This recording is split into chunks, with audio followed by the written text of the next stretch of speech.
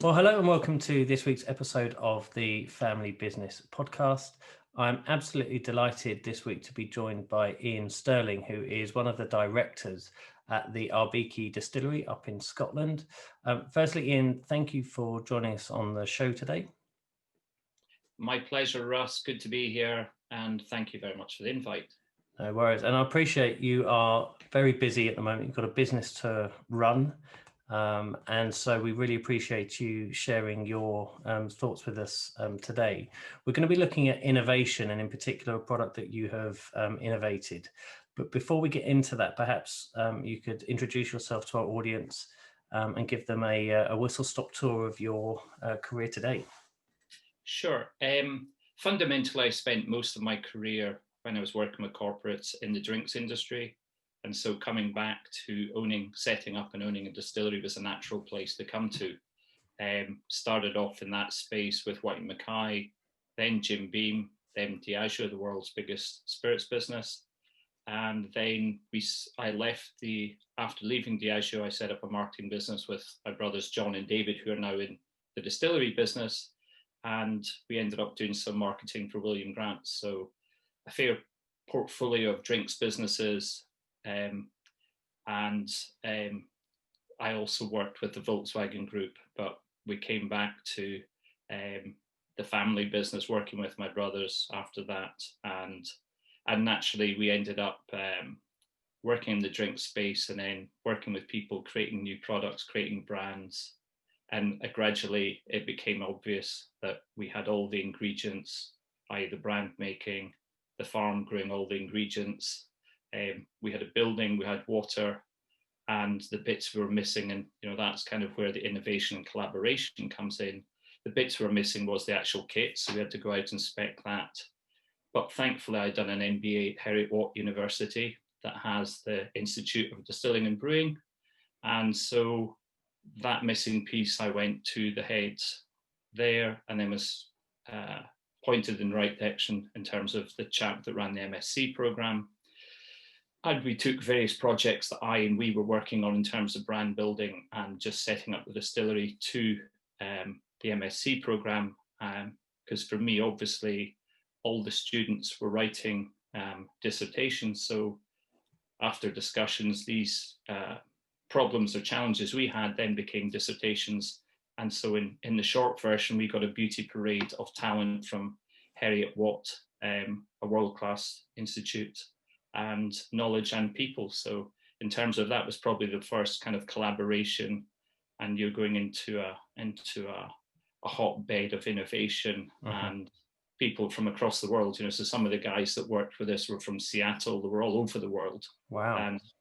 And I always call them alumni because there was a fair amount of guys, and most of them, men and women, are working in distilleries, breweries, cider manufacturer all across the world. So it was just really nice, and it was just one of those ones, the light bulb came on in that. So it was a kind of path, and I think it kind of encouraged us to engage with the learning institutes or the institutes that are there in terms of knowledge and experience and talent. Fantastic. And we're going to cover that in a bit more detail later on in our conversation. But if we can just take a step back to your return to the family business. The family business, in essence, is a farming business, isn't it? And It is. What was it that brought you back to the family? But was it a conversation with your brothers and you thought, well, let's go and do this? Talk us through that side of that transition. Yeah, I mean, mum and dad were always very keen for us to be do as much education as possible, encourage us to go out in the world, travel, see new things, do new cultures. Because I'm one of 5 brothers and a sister, so the family farms would naturally be run by one person or a couple. So naturally, there usually isn't enough work there for all of that family to be. So we went away, and in the family we've now got marketeers, accountants, lawyers, which now when they've crystallized into business is very, very useful in terms of experience. But we inherited the farming business from mum and dad. So we're basically the latest custodians of that business. The family itself have been farming for over 400 years. So there's a lot of expertise in terms of ingredients, and we're just very, very lucky that we inherited that, because that's one of the key pillars of what we do with Arbiki, that farming is fundamental, and ingredient growing is fundamental to our distilling, and also just the flavors and tastes that are there that are different to other people. And we have as I always jokingly say to people, we have a large garden where we can grow whatever we want. We'll innovate on a much bigger scale than a garden, but actually it's very like that. You can trial it, and we are on a path with James Hutton Institute, which I will mention later or talk more about later. But we're working with institutes in terms of innovating, expanding what's grown in farming, but also making sure that we are working on regenerative agriculture and making sure that we're handing over the farms in its best state to the next generation, because we're very much about legacy business. And Arbiki Distillery is a legacy business. Fundamentally, particularly with the whiskey element in it, that's a decades and century business, whiskey. So it's all about long time frames. It's all about long-term partnerships. It's all about long-term distribution. So it's a much slower, thoughtful business, whiskey, than perhaps the gin element to it, which can be made relatively quickly, and that market changes a lot. Whiskey's maybe got a slower dynamic, but then we've arrived in there with a rye whiskey, which is the first in the world, and we've already started down that path, and we'll talk about it in the Dar gin as well. Yeah, and the kind of recurring theme that's being picked up there is on this basis of innovation. Is that something that's core to your family as a value? Is it your particular generation that is more innovative than previous? No, I don't think so. It's funny how you say that, and instantly my father's face comes into, because Dad was always a person that saw ahead really, really clearly. And for him, something that happens in 10 years' time was always obvious. And he was probably, sadly, he passed, he had motor neuron disease, but he saw us setting up a distillery, which was really nice, and actually evolving the farm into a farm and a distillery. But he would, he had some of the first John Deere tractors in the UK. He had the first, I think, for some of the first class combines. He always farmed at scale. He saw the economies of scale. He would innovate retail. He always traveled. It was a group of farmers in the area in Angus who would have a discussion group, and all the farmers would get together and talk, but they'd always do an overseas trip at least once a year, a learning journey. So being in the most amazing places. I remember my brother John, we were talking about the other day about being in Ukraine and looking at Ukraine and seeing the potential in Ukraine, because the land is amazing. It's huge, huge. And ironically, one of my friends got involved in the business there in Poland, a farming business, or setting up a farming business in Poland and the Ukraine. But, innovation has always been, I think it's in our DNA, and actually challenging the norms and pushing the boundaries. But also, I think also with regenerative agriculture and the field to bottle ethos we've got, it's just something that's there about caring for what you've got, and leading, if we can, by example, or certainly trying to do the best you possibly can. So innovation, and I think all of us, having done a lot of learning, if you're at university or college, you're always going to innovate, or we've always done, studied things that encourage you to collaborate and innovate. And you mentioned you're one of 5 brothers, and you have a sister as well. You're not all directly involved in the business, is that right? No. I am with my brothers, my elder brother John, my younger brother David, and my youngest brother Sandy. My sister isn't involved in the business. I wish she was, because she's the bright, intelligent, good-looking one.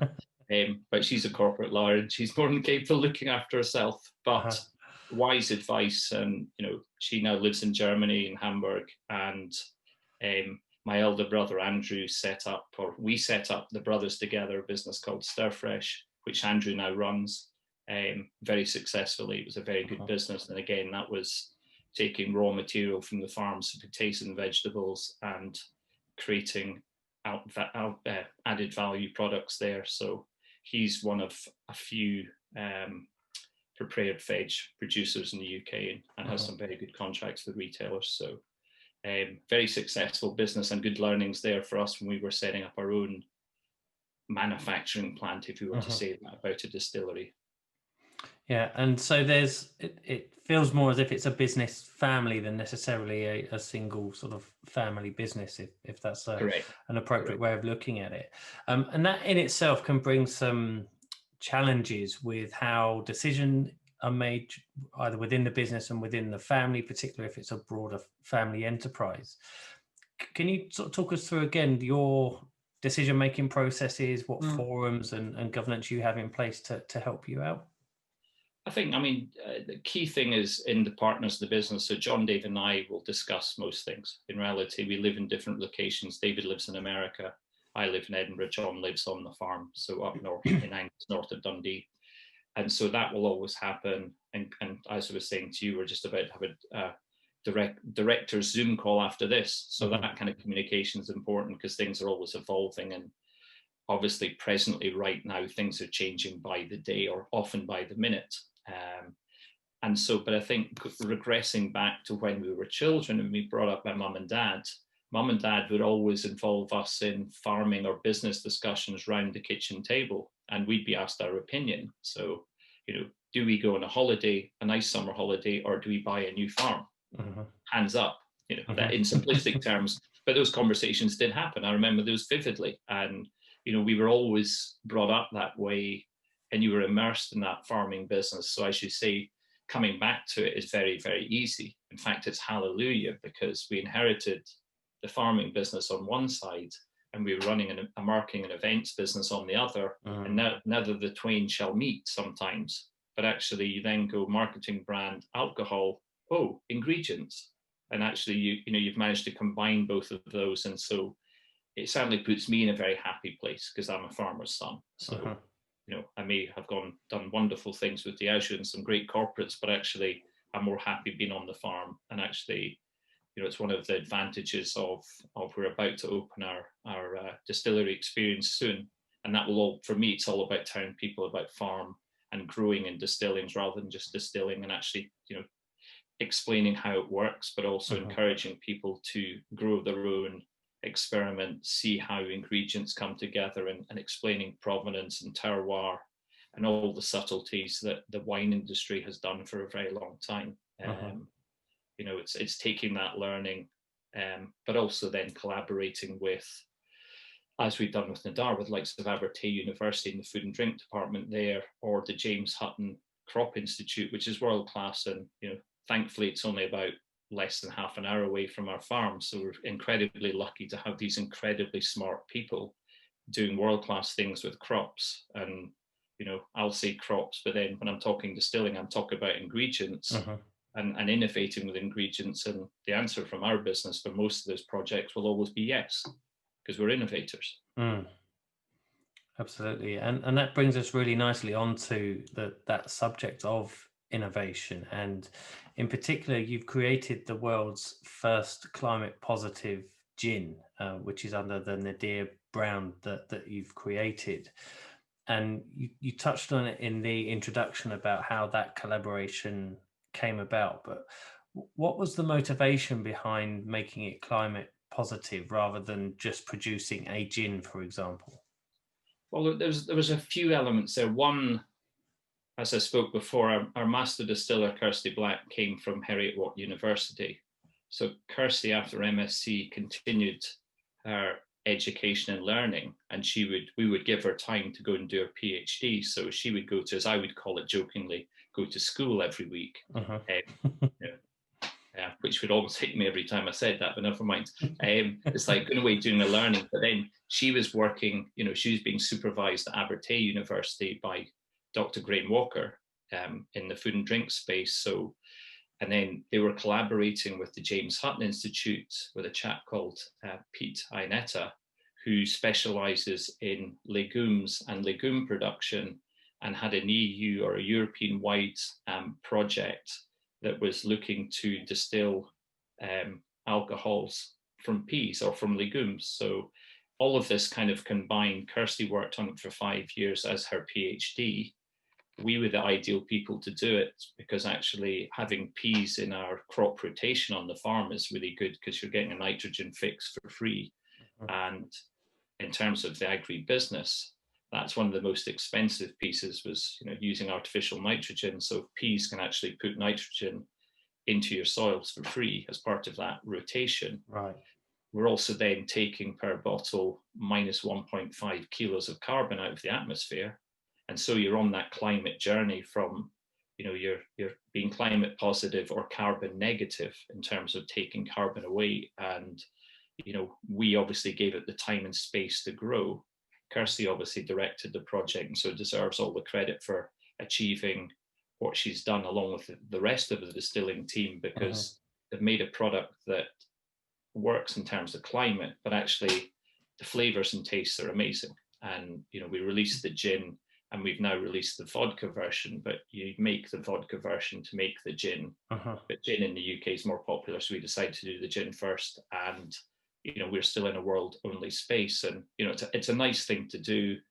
And the Nadar name is the Gaelic for nature, so you've kind of leveled in NADAR, a nice simple name that no one's challenged by. Our Beaky's a bit more hard to say, but it's not Bruichladdich.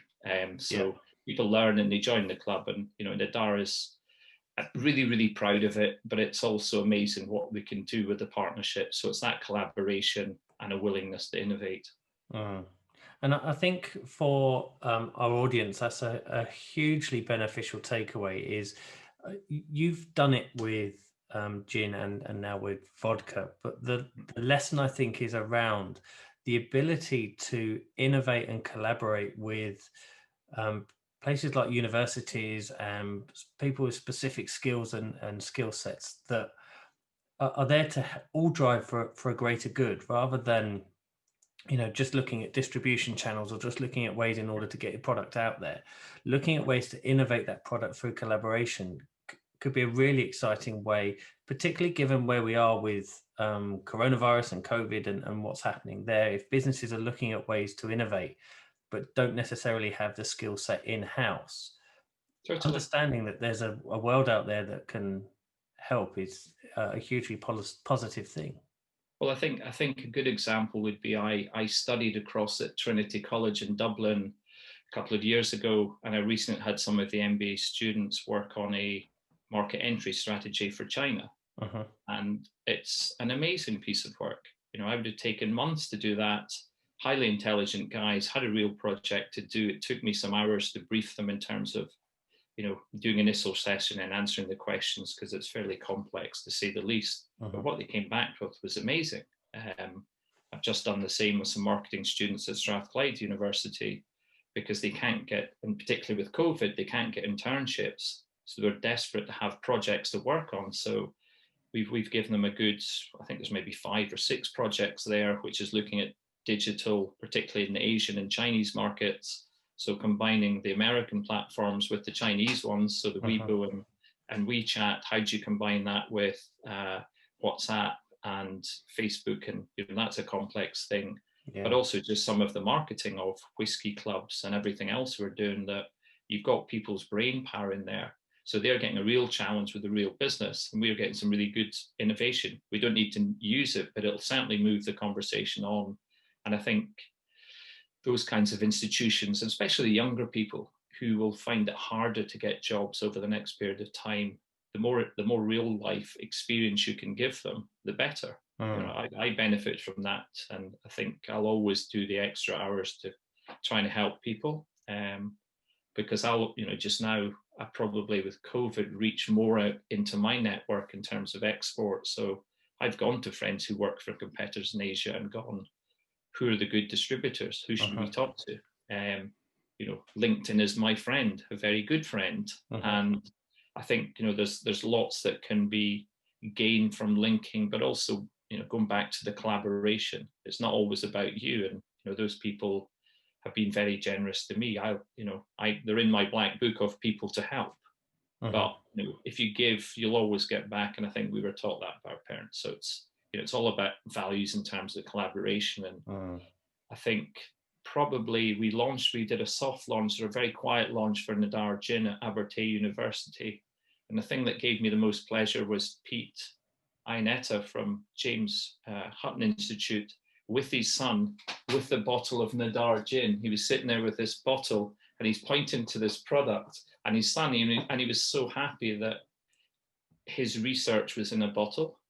He got something tangible rather than just a report or something else that sometimes can go into the ether. Yes. And just a smile on his face and the way he explained it to his son, who's, what would have been, I think he was about 13 or so. Right. So Dad was very proud. And it was just really nice to see that, because you kind of go, there's years of work there and it's suddenly gone into a bottle. And I think that was just really, really nice. And what we sometimes hear is the family obviously understand the values and the motivation behind things because you've come from the same family. Communicating that to people outside of the business can sometimes be tricky, particularly if they've been accustomed to a sort of corporate world where it's much more profit driven and target driven. And the collaborations that you're talking about as well involved you investing an awful lot of trust in the people that you're collaborating with as well, because you're obviously protecting something that's 400 years old that you are a custodian of. Was that something that you found came easily to you? Was it something where there were sort of challenges and you sort of felt possessive over certain elements of it? I think fundamentally we'll be trusting people, I think, in terms of values. But I think it's interesting that, remember John, Dave and I discussing it, and having been in business for, we'll say, about 10 years, was regressing back to PLU. That fundamentally, if we're doing business with anyone, and that could have been in any business, that was pre-drinks, and that PLU is people like us. So fundamentally, if you're not comfortable working with someone when you start, why would you continue? If that comfort's not there, and that's your instinctual learning over your lifetime. John, Dave and I are all roughly about 50, and actually, so you've got a good 30 years of perhaps being in the business environment, or 50 years of life, that you will get vibes of people. And I think sometimes you have to trust people, and sometimes you can be more suspicious, or there's things that come up. So I think people also earn your trust, and you earn the trust of other people. So the more you're sharing, but also you have to take some risks, because otherwise, if you don't trust anyone, or you're not building those partnerships, nothing ever happens. And so you've got to take that jump and go, if we are silly enough to set up a distillery, you're going, how'd you do that? Well, we just wanted to. How'd you do it? Well, we wanted to do it, so we'll just do it. And same with Nadar, same as doing, say the rye whiskey we've done in terms of Highland Rye. That's a first one in 200 years. And, a lot of the industry are on my LinkedIn, because I work for a lot of the companies and know a lot of people in that space, and people are looking to see what we're doing. But, we're capable of growing and distilling. And also, because we're marketeers, and I'm a marketeer, you're used to reaching out to other spaces on social media and through markets, or working out through market research, and hence the conversation with Trinity College in terms of market entry to China, or Strathclyde in terms of going, how do we best do this? Because I'm an old fogey at 53, but those young, talented, bright individuals there may have a totally different view in their 20s. And I'll never stop learning. So if they can tell me something or show me something, more than willing to adapt and change. And also fundamentally, you might come across people, as we did with Kirsty and Christian, our distillers, who are very talented, and you go, well, actually, come and work with us. Because there's nothing better than having bright, intelligent people working for you who make you look good. And way more intelligent than we are.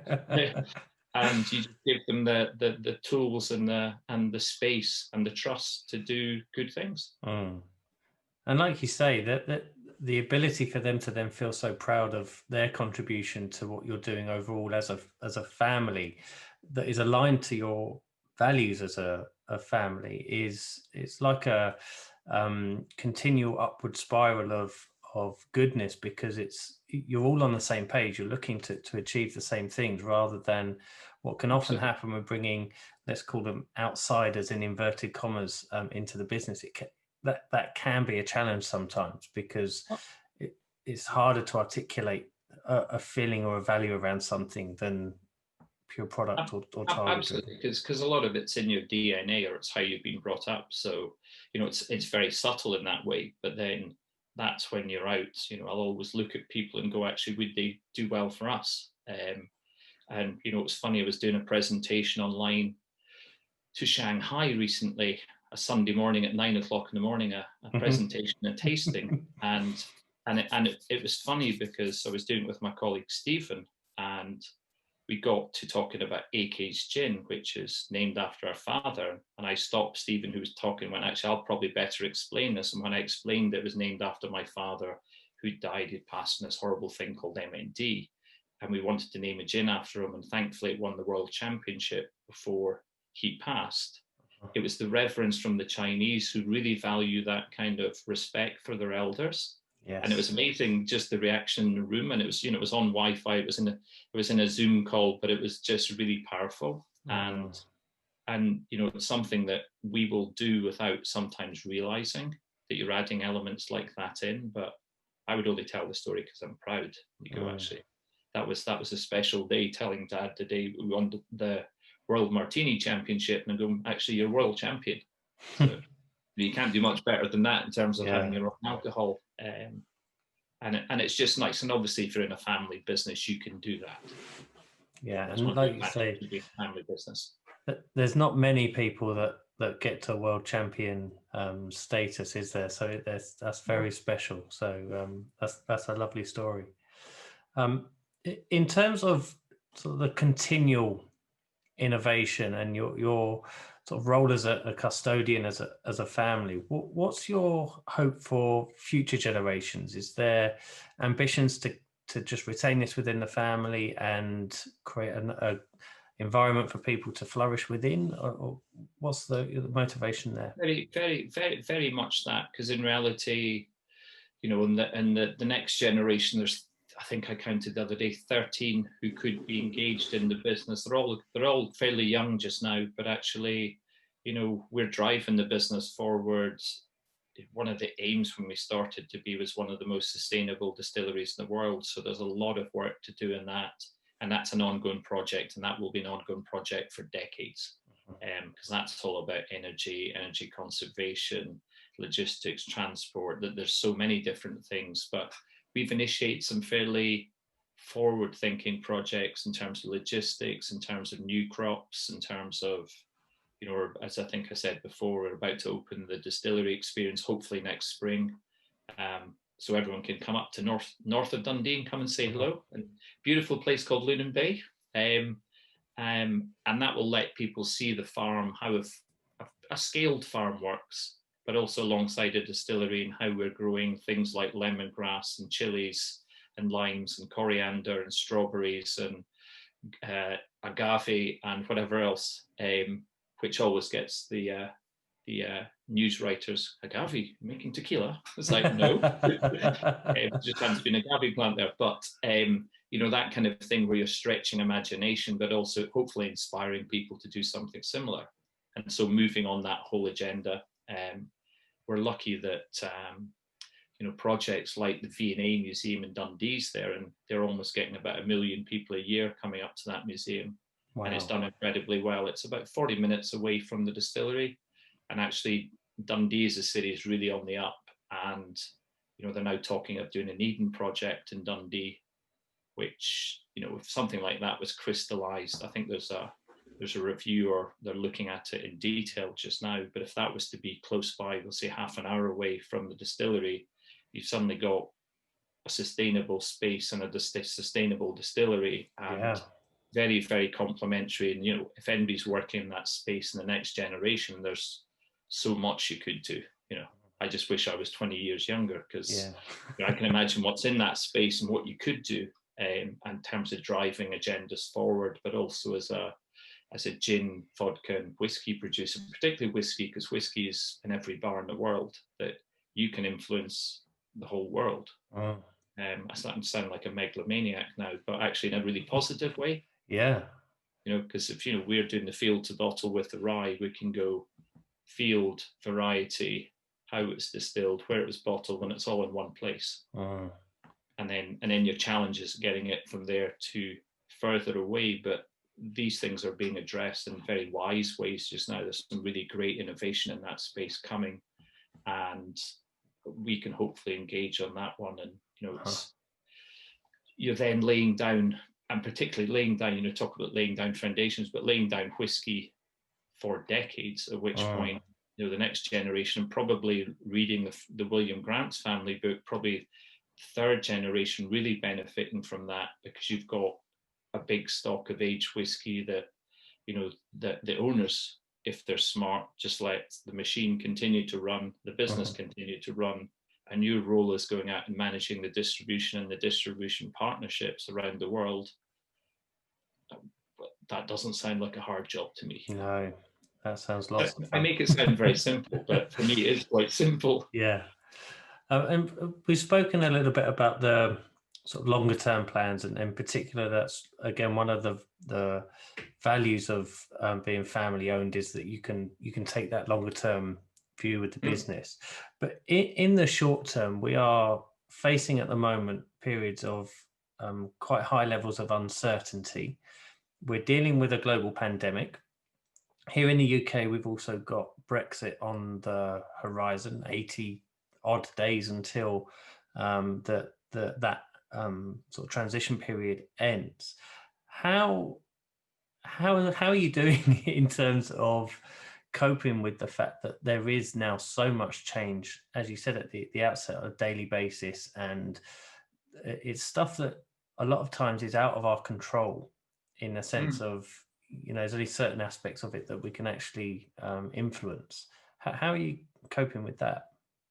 Well, I think it's interesting we're using Zoom to do this, because actually it's one of the, I couldn't begin to think of how many hours I've spent on Zoom since around about March time. I think having those communications and reaching out to as many spaces in different markets across the world, we have a range of discussions going on.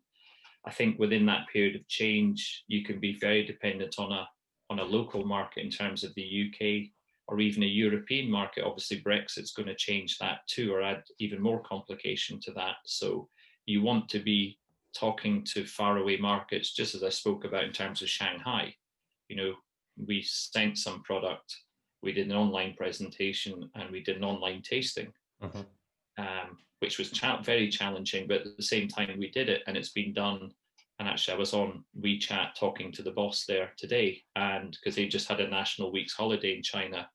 And so it is familiarizing yourself with new markets, using the technology that's there to communicate. And you probably can't do the journeys, and I'm thinking particularly in terms of selling food and drink, or certainly in the drink space we're in, is that normally I'd want to go and meet the people and do lots of travel, but actually the technology is there that does that pretty well. I would say at least 80%, because everything can be done electronically. There's films, there's tastings, conversations, and also as an SME as well, it's not costing you anything apart from your time. Yeah.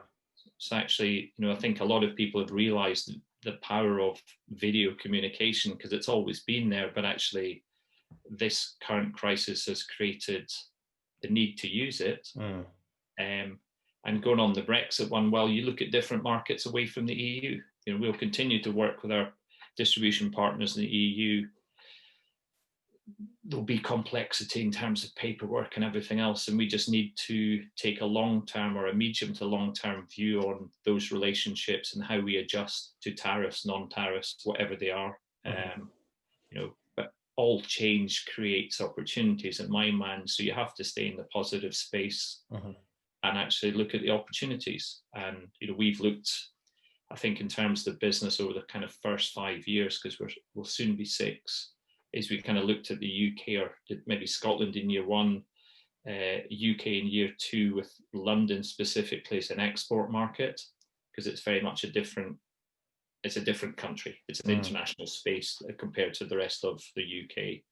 Then the EU, then into America, and very much Asia over the last piece. So getting a mix in those markets and communicating into those markets. But in this day and age with LinkedIn, and having had a fair bit of experience myself, and my brother John worked in the Caribbean, in the US, my brother David was in Africa, our youngest brother Sandy used to be in South Africa, is now in Dubai, my sister's in Germany, used to work in London. Even in the family network, it's a fairly big one, but also we've all traveled and worked in other countries. So, it helps an awful lot. And I think that's where, going back in terms of the lessons to be learned, is network every time. And asking the question, ask for help. Yeah. Because there's no way I know who the best distributors in Asia are, but I've got lots of wiser friends and more experienced people there. You go, if you ask the question, they won't necessarily give you an answer, but lots of them did. And it shortens the journey. And actually, the whiskey family or the whiskey industry is a very collaborative industry. My brother John, who's new to it, can't believe how everyone talks and collaborates, and they work together. But in terms of Scotch or the global whiskey market, it's ginormous. Actually, everyone would struggle to actually supply it all at times. So actually, there's room enough for everyone, and everyone has a different. The key thing is stories. Everyone has a different story and a different flavor profile and a different way of distilling, and I think that's a very mature way to work in a market, and it's actually a very nice way. Yeah. And again, it kind of highlights what you were saying earlier about the people like us, is that that process of asking for help and asking for support and guidance from people within your network soon highlights to you who within your network you want to keep within your network. Because if they are people like you who see the benefit of all ships going up in a rising tide rather than trying to knock down everyone else's building, then you can almost vet your network that way as well. Yeah, and I suppose, as you say, it's self-validating that way, because actually you see who's willing to do it. Sometimes people can't because of circumstance, but there's an awful lot of good people we work with, and some great people in the industry. And we're, as I was saying before, we're putting in the distillery experience.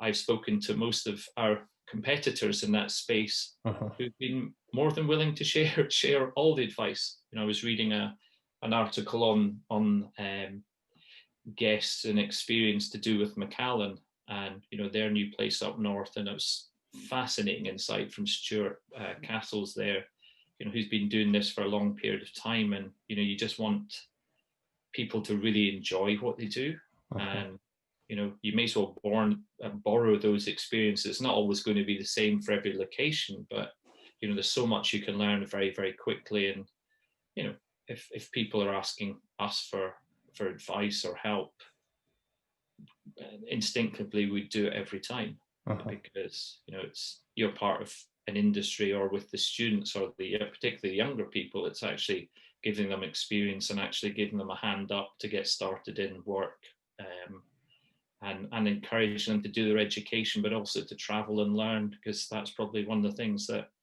I've definitely got mum and dad to thank for that, to encourage us to go away and travel. I backpacked for a year around the world, and I would advise people to do it, because I saw things, I learned things, I worked in bizarre jobs. It was great. And you meet amazing people.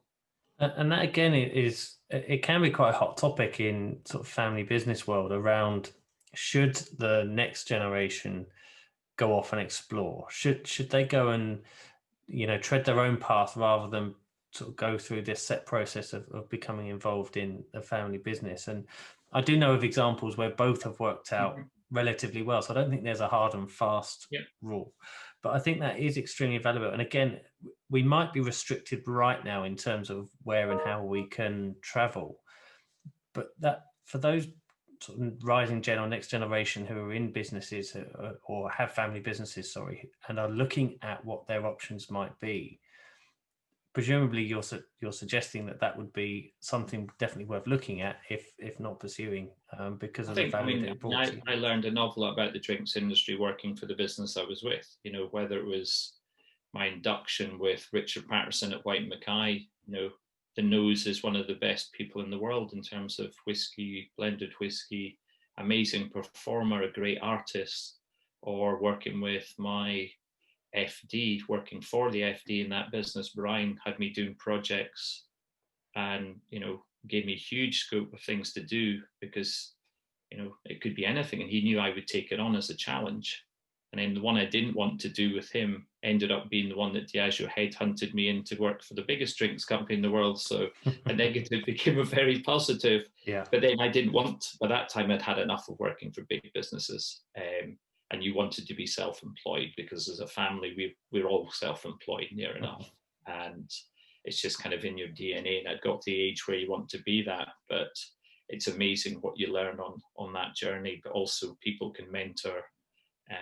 We were very lucky when we started, or I started in kind of self-employment. I joined, and then John joined the Entrepreneurial Exchange, which is a entrepreneurial group in Scotland that because Scotland's a very concise area, we had, the best business people were part of this group, and you'd sit at a dinner, around a dinner table, or small groups of people, all Chatham House rules, sharing business knowledge with a billionaire sitting next to you, or 3 billionaires sitting next to you, the owner of Stagecoach or whoever. And, it's all confidential, but the learning is staggering. And, we used to go and have a cup of tea with Sir Tom Farmer, who would have been the only non-American board member of the Ford Motor Company. But Tom was a very wise man, and still is. And amazing business people. But that was bit of luck. We looked for it, and we got membership. And I think John prospered in terms of entrepreneurialism, and I think I definitely did, because in those days we're probably looking at build a business and sell it after 10 years. Whereas we're the complete opposite. It's all about legacy, because actually nothing would give me more pride than knowing that you've set up something, a platform for other generations to thrive, or have opportunities that we wouldn't have had. And mum and dad were selfless that way as well. They put loads of money into our education, let us travel, encourage us to go away. If we came back, that was our choice. And ironically, we've now all kind of come back to the farm, because it's fundamental to where we are, both in terms of geographies, by being in the Highland part of Scotch whisky making, but also, as I said before, you're near Dundee, you're near the V&A Museum, you're near to that potential Eden project. Lunan Bay, where we are, is one of the most stunning beaches in Scotland. And I've gone back to staying. When Dad was ill, I was staying with Mum and Dad, and you're looking at this view every single day at the distillery, and every day you're just going, wow. And I've been to maybe 60 countries around the world, so there's a fair benchmark in terms of places. And we're just incredibly lucky. And I think someone asked me recently if I could choose what my life was going, if I had a choice, I'd quite like to be a farmer's son. I'd quite like to own a distillery. And actually, being based in Scotland, I could cope with that, as long as I get to do a bit of travel to sunny places as well. Oh, actually, that's what I do. So you count your chickens, you thank your lucky stars in terms of that. And, we're very, very lucky doing what we're doing, but never sit on your hands, I think, as well, for what's next, because it's continuing to change. And, it's competitive markets we're in. Tariffs in the US are changing. There's lots more trade disputes, and it just makes life more complex. But you've just got to navigate your path through it, and also just work with good people, and enjoy it. If you find something you enjoy, I think that's the most important thing. We're incredibly lucky doing what we're doing, and also as a family, we've chosen to do it as a family, which is a completely different vehicle. But I think it lets us make incredibly quick decisions. Whereas having worked in a corporate, it could take weeks and months. We can do, with the rye. We probably John got some rye seed. Do you think we should do some rye whiskey? Yes, why not? NPD process finished. Decision made. Yeah, exactly. And we tried it. It was one of those ones going, actually, why don't we do this? Obviously, there's a lot of trial and error with the distilling, but actually, because it's a difficult thing to distill, but it's that willingness to innovate and also give the people that work with us in terms of the distillers the kit to do it, and the time, and the patience to do it. So but then also taking it and engaging the right people in terms of market, and working out who that is, and bringing them on board, and bringing them into a bigger family. Fantastic. And certainly it's on my places to visit next year. Most welcome. I think I'm planning a trip around Scotland. I travelled through it by bike on a Land's End to John O'Groats ride, and Oh, wow. it was stunning. And there's so much more of it that I want to explore. And your part of Scotland is on that list, so I'll be popping up next spring or summer when we're allowed to move again. Yeah, you know, looking forward to that because I think a lot of the travel will be local. And so, you know, give people a chance. And I think, you know, that's, you know, I was away up further north for a staycation, and it's amazing. As I said before, I've probably been in 60 plus countries, how little you know about certain bits of your country. Yeah. And some of it's just amazing. You're just like, wow.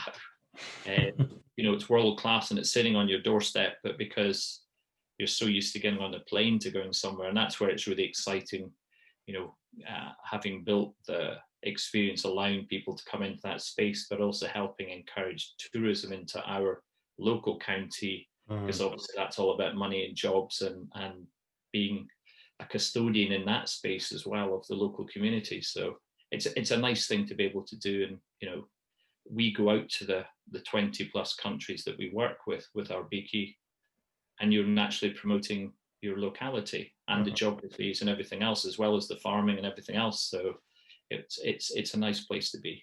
Yeah, sounds fantastic, and really appreciate you sharing the story with us and your own personal story with the family business with our audience. Just in terms of clarifying something in relation to the climate positive gin. Am I right in thinking because it's climate positive, the more we drink, the more we save the planet? Is that how it works? That may not be fitting in with alcohol rules, but No. fundamentally it is. Yeah, it'll be a rare one in the world. I mean, basically, you're looking at minus 1.5 kilos out of the atmosphere per bottle, 70 cl bottle. So that's a nice place to be in the world that we're in just now. Yeah. It's not fundamentally, it's a really, really good gin. And I think combining both is amazing. But yeah, it's nice to do something extremely positive in that space and drive the competitors to do something similar. Because you know, it's like the rye. We did the rye whiskey, which will be the first rye Scotch for about 200 years. But now there's about, I think it's about another 6 coming to market soon. But whiskey, you've obviously got to wait at least 3 years. So you can't just go, let's do some. You've got to distill it and go through that learning process and then spend the 3 years. So it's a fascinating industry to be in, and one that you're learning something new every day. But also learning about the cultures that you're working with. So like I mentioned China, you know, you take decades to learn about China. It's so complex. Yeah. But fascinating at the same time. Yeah, and keeps everything really interesting for you and the family as well with what you're doing. So it's like you say, if you could write it down as a wish list of how you want it to be, it's pretty close, I'm guessing. Absolutely. We're very, very lucky. We inherited a good business and we're building something in that ilk. Fantastic. And just finally, where can our audience find out more about you, more about the distillery and the vodka and gin that you're developing at the moment? Well, I mean, obviously Nadar is an easy one in terms of just checking on Google. Nadar. Our Beaky is slightly more complex. ARBIKIE.com. Or in the Highland Rye one, highlandrayewhiskey.com. I'm sure you'll find plenty of articles about our Beaky because people are particularly now fascinated by the sustainability, and daily global journalists are looking for pieces and interest, and you know, quite rightly so, because you know the Abertay, James Hutton and Kirsty did an amazing job with the science. I didn't give credit to Trinity College Dublin and to Bangor University, who did the carbon assessment as well. So that's been totally carbon assessed in terms of the full journey from growing to delivery. So that deserves, the scientists deserve all the credit for that. We happen to be the recipient in terms of being able to do something or use that process of that learning. But, you know, we very much will sing the praises of Abertay and James Hutton. Fantastic. And we will put all of those links into the show notes as well, so our audience can find you that way. For now, thank you very much for your time. It's been a fascinating, really, really enjoyable chat, and we'll speak to you soon. Thanks, Russ. Pleasure. Thank you for your time.